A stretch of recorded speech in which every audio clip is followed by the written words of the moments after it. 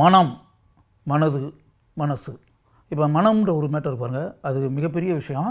ஆனால் என்னென்னா, இப்போ நம்ம மனசு அப்படின்னா மனசனுடைய போக்குன்னு ஒன்று இருக்குல்ல, அந்த போக்குலேயே விட்டுக்கிட்டு கூடாது.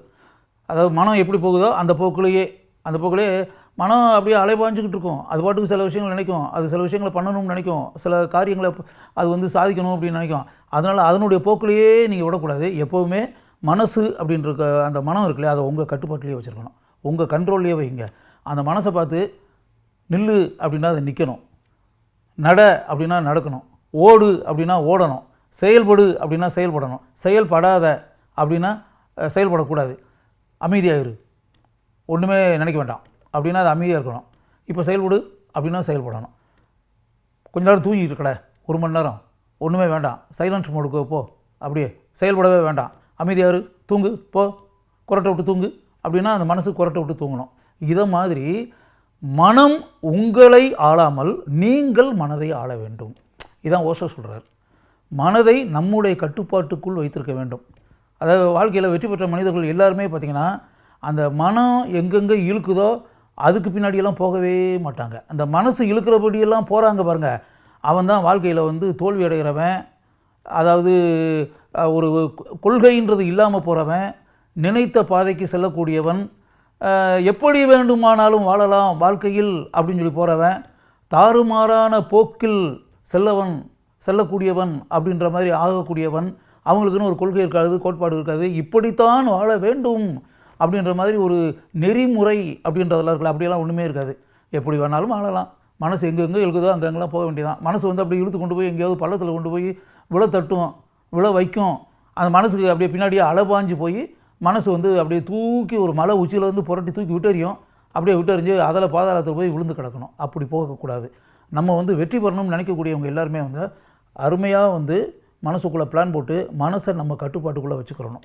அப்படி ஓஷோ என்ன சொல்கிறாருன்னா, அந்த மனதை கட்டுப்பாட்டிற்குள் வைத்திருக்கக்கூடிய மனிதர்கள் மட்டுமே வாழ்க்கையில் உயர்ந்தவர்கள், சிறந்தவர்கள், சாதனையாளர்கள், வரலாற்றில் இடம் பிடிப்பவர்கள் அப்படின்னு சொல்கிறாரு. அப்போ அதை நல்லா புரிஞ்சுக்கிறணும்ல, அது எவ்வளோ பெரிய விஷயம். உண்மையாகவே நீங்கள் பாருங்கள், வரலாற்றில் சாதனை படைத்த மிகப்பெரிய அரசியல் தலைவர்கள் எல்லாரையும் பாருங்கள், மிகப்பெரிய ஞானிகளை பாருங்கள், மிகப்பெரிய மேதைகளை பாருங்கள், மிகப்பெரிய தத்துவவாதிகளை பாருங்கள், மிகப்பெரிய அறிவியல் அறிஞர்களை பாருங்கள், விஞ்ஞானிகளை பாருங்கள், எழுத்தாளர்களை பாருங்கள், கவிஞர்களை பாருங்கள், மிகப்பெரிய நடன கலைஞர்களை பாருங்கள், மிகப்பெரிய விளையாட்டு வீரர்களை பாருங்கள், மிக உயர்ந்த சாதனைகள் படைத்த தொழில் அதிபர்களை பாருங்கள்.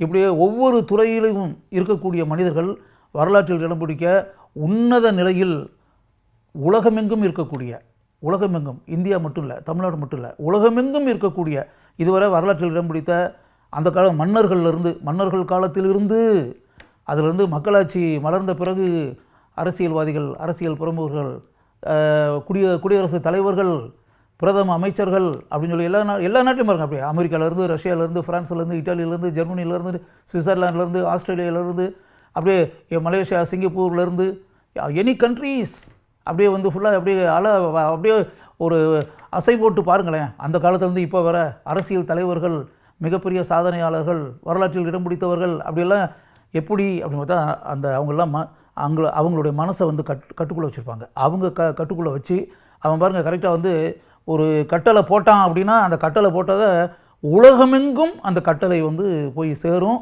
மக்கள் வந்து அதை தெரிஞ்சுக்குவாங்க. ஓ, இவர் இப்படி உத்தரவு போட்டுக்காரா, இவர் இப்படி கட்டளை போட்டுக்காரா, இவர் இப்படி செயல்படுறாரா, இவருடைய உத்தரவு இதுதானா, அவன் என்ன உத்தரவு போடுறானோ அதுபடி தான் அந்த நாடு நடக்கும், அந்த நாட்டு மக்கள் நடப்பாங்க. கோடிக்கணக்கான மக்கள் அதை பின்பற்றுவார்கள். அந்த உத்தரவு எஸ் அப்படின்னா மக்கள் ஃபுல்லாக பின்பற்றுவார்கள். நோ, இப்படி நடக்கக்கூடாது அப்படின்னு சொன்னால் அந்த மக்கள் ஃபுல்லாக, கோடிக்கணக்கான மக்களும் அந்த மன்னனோ அல்லது அந்த அரசியல் தலைவரோ என்ன சொல்கிறாரோ அதை அப்படியே கேட்பாங்க. அப்போ அந்த அளவுக்கு அவன் வந்து தன்னுடைய மனசை வந்து அப்படியே கட்டுப்பாட்டுக்குள் வைத்து ஒரு கோடு போட்டு, ஒரு கட்டம் போட்டு, ஒரு பிளானிங்கிறோம்ல, திட்டம் போட்டு மனதை செயல்பட வைக்கிறான். இதே மாதிரி தான் வாழ்க்கையில் வந்து வெற்றி பெற்றவர்கள் யாராக இருந்தாலும் மனதை தங்களுடைய கட்டுப்பாட்டிற்குள் வைத்து கொண்டு தாங்கள் கூறுவதை மனம் கேட்பதை போல ஒரு சூழலை வாழ்நாள் முழுவதும் யார் வைத்திருக்கிறார்களோ அப்படிப்பட்ட மனிதர்கள் மிகப்பெரிய சாதனைகளை நிச்சயமாக வரலாற்றில் செய்வார்கள். யாராக இருந்தாலும் அவங்க எப்போவுமே வந்து அந்த மனதை கட்டுப்படுத்துறதுன்றது வந்து சாதாரண விஷயம் கிடையாது. எல்லாருமே மனசை கட்டுப்படுத்தி கட்டுப்பாட்டிற்குள் வைத்து மனசு நம்ம சொல்கிறதெல்லாம் கேட்டு அப்படின்றதில்ல. அது வந்து கிட்டத்தட்ட பார்த்திங்கன்னா ஒரு மிகப்பெரிய பயிற்சி அப்படின்னு சொல்லலாம். அந்த பயிற்சி இதுவரை இந்த ப்ரோக்ராம் நீங்கள் பார்த்துக்கிட்டு இருக்கீங்க, இந்த கேட்டுக்கிட்டு இருக்கவங்களுக்கு மனசை உங்களுடைய கட்டுப்பாட்டிற்குள் வைத்துக்கொள்ள வேண்டும் என்று நினைக்கக்கூடிய அளவிற்கு அந்த பயிற்சி உங்களுக்கு இதுவரை இல்லாமல் இருந்தால் இனிமேல் ட்ரை பண்ணி பாருங்களேன். இப்போ வந்து வெற்றி பெற்றவங்களுடைய இதெல்லாம் நான் சொன்னேன்ல, இவ்வளோ பேர் வெற்றி பெற்றிருக்காங்க, இப்படிப்பட்ட மனிதர்கள் தான் வெற்றி பெற முடியும் அப்படின்லாம். அப்போ நீங்கள் வந்து வாழ்க்கையில் வெற்றி பெறணும்னு நினைக்கிறீங்களே, பெரிய ஆளாகணும்னு நினைக்கிறீங்களே, பெரிய சாதனையாளர் நினைக்கிறீங்களே, பெரிய நடிகர் ஆகணும்னு நினைக்கிறீங்களே, பெரிய இயக்குனர் ஆகணும்னு நினைக்கிறீங்களா, பெரிய கேமராமேன் ஆகணும்னு நினைக்கிறீங்களா, பெரிய கதாசிரியர் ஆகணும்னு நினைக்கிறீங்களா, பெரிய நாவலாசிரியர் நினைக்கிறீங்களா, பெரிய பத்திரிகையாளர் ஆகணும்னு நினைக்கிறீங்களா, பெரிய விளையாட்டு வீரர் ஆகணும்னு நினைக்கிறீங்களா, பெரிய அளவில் வந்து ஒரு விஞ்ஞானி ஆகணும்னு நினைக்கிறீங்களா, பெரிய அரசியல் தலைவராக வரணும்னு நினைக்கிறீங்களா? இப்படியெல்லாம் ஆசைப்படக்கூடியவங்க வந்து வெறுமனே ஆசைப்பட்டுக்கிட்டு இருந்தால் மட்டும் போதுமா? அந்த ஆசை நிறைவேறுவதற்கு முதல் தகுதி அப்படின்றதுல அது என்ன? மனதை கட்டுப்படுத்துவது, மனதை கட்டுப்பாட்டிற்குள் வைத்திருப்பது, மனதை உங்களுடைய ஆணைக்கு கீழே சேவகனாக வைத்திருப்பது, வேலைக்காரனாக வைத்திருப்பது, பணியாளாக வைத்திருப்பது. நீங்கள் வந்து மனதினுடைய முதலாளியாக இருக்க வேண்டும். You are a commanding man. உங்களுடைய ஆணைக்கு கட்டுப்பட்டு செயல்பட வேண்டிய பணியால் தான் உங்களுடைய மனம். சர்வெண்ட், அது வந்து servant. You are a master. நீங்கள் மாஸ்டராக இருக்கணும், மைண்டு மாஸ்டர் ஆகக்கூடாது.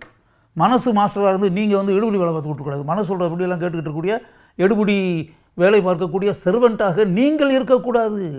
யூ ஆர் நாட் எ வேலைக்காரன், யூ ஆர் நாட் எ பணியாள், யூ ஆர் எ மாஸ்டர். நீங்கள் முதலாளி. நீங்கள் சொல்கிறத தான் மனசு கேட்கணும். அதனால் இப்போ வந்து நீங்கள் வந்து மனசு சொல்கிறத நீங்கள் கேட்டுக்கிட்டு இருக்கக்கூடிய வேலைக்காரனாக இருந்தால் உடனடியாக அதை மாற்றுறதுக்கு முயற்சி பண்ணுங்கள். முதலாளி ஆகிறதுக்கு முயற்சி பண்ணுங்கள், மாஸ்டர் ஆகிறதுக்கு முயற்சி பண்ணுங்கள். மேஸ்ட்ரோ அப்படின்றல, அந்த மேஸ்ட்ரோன்றதான் மாஸ்டர். நீங்கள் மேஸ்ட்ரோவாக ஆகுங்கள். இருந்து உயரத்தில் உட்கார்ந்து கொண்டு கட்டளை இடுங்கள். நீங்கள் கூறுவதை மனது கேட்க வேண்டும். நீங்கள் எந்திரி அப்படின்னா மனசு எந்திரிச்சு நிற்கணும். இயங்கு அப்படின்னா மனசு செயல்படணும். இயங்காதே, அமைதியாக இரு, பொத்திக்கிட்டு உட்கார் அப்படின்னா பேசாமல் அமைதியாக வெறுமனே விச்சிராந்தியாக சைலண்ட்டாக அப்படியே அமைதியாக போய் மனசு உட்காந்துக்கணும். முழுக்க உங்களுடைய கட்டுப்பாட்டிற்குள் மனதை வைத்திருக்க வேண்டும். அப்படி இருந்தால் மட்டுமே நீங்கள் வாழ்க்கையில் சாதிக்க முடியும், நினைத்து பார்க்க முடியாத உயரங்களை அடைய முடியும். அதற்கான முயற்சிகளில் உடனடியாக இறங்குங்கள்.